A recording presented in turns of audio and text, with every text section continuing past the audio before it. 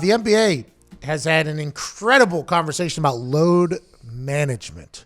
The more data and more analytics that get involved, a lot of people are realizing that the NBA schedule is not a healthy one. They don't sleep much. They travel a lot. There's a lot of games. They're on the road. There's a lot of running. So whenever stuff like this starts to happen, they start pulling back, and they, instead of calling it sitting out games, now they're titling it load management strictly for PR purposes. LeBron has come out and say that if he's healthy, he's playing because there's kids that potentially are there just to watch him. Now, this is a very new thought from LeBron. I will say this as somebody that got a ticket to a Pacer game versus the Cavaliers strictly because Braun was going to be there.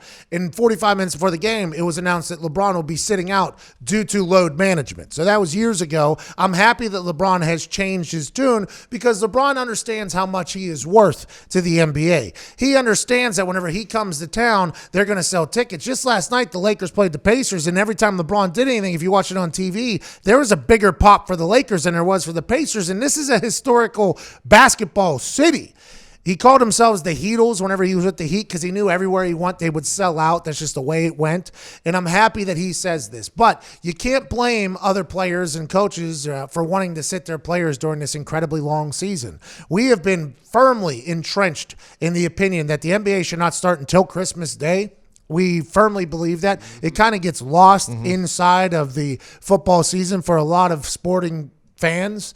The NBA ratings are down. A lot of attendance is down, things like that. And I think it's because the season is so damn long. So you shorten up the season. Yes, the owners don't get as much arena ticket sales in different places, but also you don't have to worry about your stars choosing to sit out games and which games you don't have your players in. I have nothing to do with the NBA. I have no relations to the NBA. I am not friends with anybody that's in the NBA. Just as a spectator and likes to watch great athletes do great athletic things, you can understand how their bodies just say, hey, man, we got 82 games here. Is there any way we can maybe only have 60 games of running sprints, which is what they do, by the way. They run gassers the entire game while traveling and not sleeping a lot. I think the NBA is up for a rehaul. I think the speculation has been that that's going to happen at some point. I think they should start on Christmas Day. It's a gift to the world and kind of shorten the season a little bit. You don't have to worry about any of this. Yeah, I mean, if you're these older players who have already won championships or have gone to the playoffs 8 times in a row and you know you're going to make the playoffs in the regular season, you could sit. I got no problem with them sitting out a few games. Now, granted. Well, hello there. Utilize the promo code Pay the Bills and get $20 off your first order from SeatGeek. Now, back to the magic. You should want to be competitive. You should want to play. I mean, Jordan didn't do it. Jordan didn't sit out, did he? Jordan wanted to win every single game. Jordan wanted to do this. Jordan wanted to do that. Yeah. Jordan probably wasn't also informed that, hey, like, your body will probably be a lot. Now, granted, Jordan's a billionaire, so I think his body's doing just fine, I'd assume. But back in the day, you didn't know what you didn't know. That's why CTE and concussions and things like that weren't a big deal because now you can almost get paralysis by analysis because you start learning things about your body. You're like, you know what? I should probably do things differently than I used to do in the past. And I can't blame him. I tried to play pickup 5-on-5 at YMCA last week. I couldn't get to .7. I couldn't imagine having to do that every single night. Now, granted, it was Connor's fault because he wanted to play to 15 because he's a buffoon. But I load management is an interesting PR way to say it. But if I'm buying a ticket, I want to see the stars play. Like, that's what I want to play. Yeah. That's what I want to do. I went to the game to watch LeBron play. He chose not to play. Now I'm not only pissed off at LeBron, I'm pissed off at the NBA, I'm pissed off at the Pacers for making me buy a ticket for that thing, and you can see how that's bad PR for the team if you're not giving a heads up on who's sitting out, when they're sitting out. You make the season shorter. Boom. Everything's more important. That they're not trying as hard thing, which is a reputation that the NBA has against college basketball. Less games, you could try harder, the whole thing. I just think it's smarter for them. Now, it might be bad business because you don't get as many tickets. That was November 16th, 2016 that he decided not to play against the Indiana Pacers, and you didn't get to watch him. So LeBron changes his mind a lot, though. He says one thing and... Hold on, though. Hey. I don't mind whenever people learn more about a situation and decide to change their mind. I think the people that refuse to change their mind are the people that are buffoons in this world, as opposed to those who are more open-minded.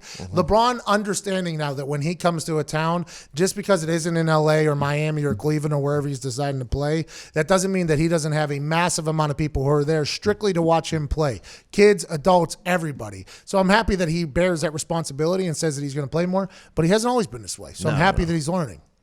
What he's not learning about is trying to trademark Taco Tuesday and things like that. He'll learn from that as well.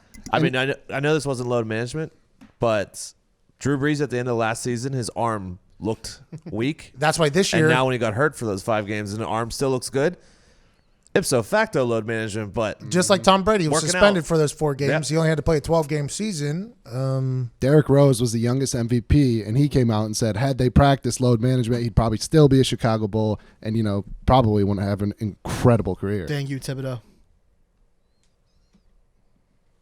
Please explain to the people who that is. That was the coach who did not give him load management. Tommy Tibbs, but he was known for pushing his players into Every the minute. the dirt. A Bobby Knight. Uh-huh. Oh, I like Throwing chairs. Hey, I wouldn't have made it in basketball. Man. They just run gassers. I don't It's like just running gassers. inside. It's just gas. You don't like running inside? No, I can't breathe. I agree. I like the I like fresh the air. yeah. Yeah. Even if there's a little, terrible smell, Well, at least that gives me a little something to drink. The inside, I feel like you're breathing stagnant air. Get dizzy. I'm breathing your air. You're breathing my air. It's like you're running in an airplane. I agree. Yeah, thank you. But that's why we didn't play. It's probably because we didn't play basketball. Like if we were to play basketball, I assume we'd have a different opinion on Maybe. it. I would assume, yeah. Because when you run outside in the cold, it just burns your entire body. What's that, Zito? Well, like you running soccer back, like in your prime, like you were running back and forth like gassers. Yeah, right? but you got to remember, I was one of the greatest at load management in games. In games. It's a different kind of shape, too. Yeah, well, you're running marathons as opposed to quick little Yeah, sprints, exactly. things like that. Yeah, like we would go from soccer and football straight into basketball season, and the first day of basketball, it felt like you hadn't run in years. Because it's a completely different shape. I don't know how they do it. And icing of the knees, whenever you see those big-ass ices on the knee, I'm like, oh, these dudes are feeling it right now.